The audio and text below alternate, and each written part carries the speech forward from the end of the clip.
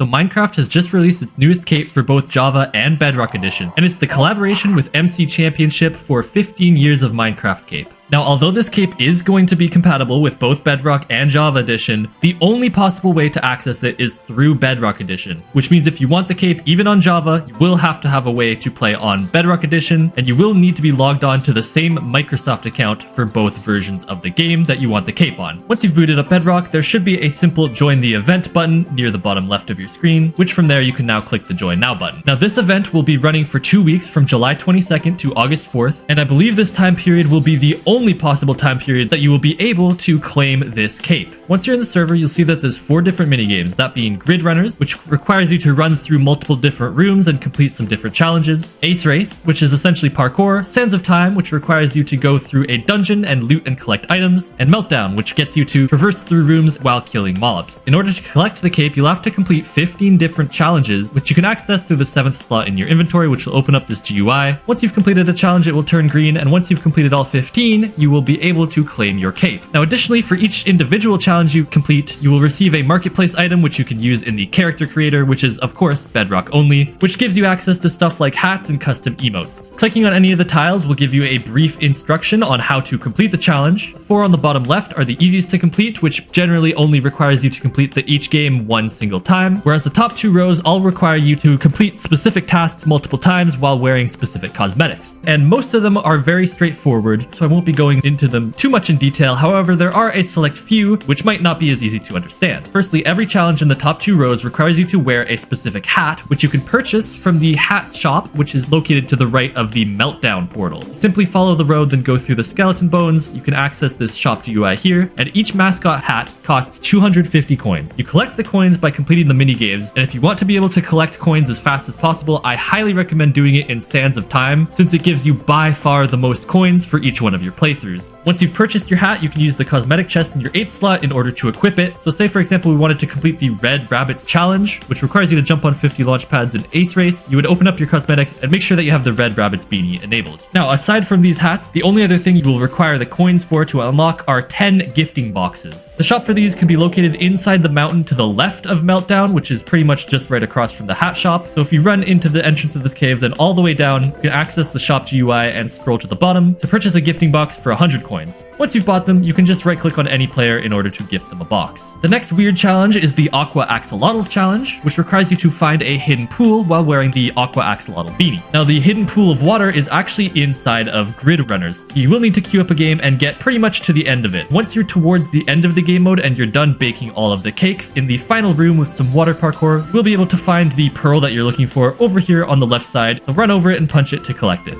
Now, the final challenge on this list that is not self-explanatory is the Mystery Caves one, which is the tile at the bottom right. Now, you can find the Mystery Cave up above where we purchased our gifting boxes from earlier. So if you run in the cave from the same entrance but then take a left, there will be a water elevator you can go up, turn around, run down to the end of this cave, and you can see there are spots for 7 different paintings within this cave, as well as an NPC you can talk to. Now, the way they're doing this event is for each day that passes, they're going to add a new painting to this cave, which means right now, day 1, there's only one single painting you can complete, so you'll have to come back each day in order to complete each challenge, which means that it won't be for another week that all 7 challenges will be here, and you'll actually be able to completely claim your cape. For now, I'll show you guys how to complete the first Mystery Cave challenge, and as the future challenges are revealed, I will add the methods to complete them in the pinned comment, so be sure to come back to this video each day to check it out. Now, for this one, it looks like a waving hand on top of a crown, and what you're going to need to do is go back to the spawn area, which you can use the globe for in your 9th slot to simply teleport, and as long as you're standing anywhere on this crown that's on the ground in the center of spawn, if you use the waving emote, then it will immediately count and you should receive a pop-up notification that the first cave challenge has been completed. All in all, completing all of these tiles will take you at minimum a couple of hours. For me personally, it took me a little bit over 3, and of course, since we have to wait for all 7 cave paintings to appear, you won't be able to claim your cape quite yet, but since some of the challenges are a bit grindy, it's always a good idea to get some progress in while you can. Anyways, if you found this brief guide at all helpful, a like or a sub would be greatly appreciated. Any other questions or concerns, you can leave them in the comments. Thank you so much for watching. I've been Rackles, and peace.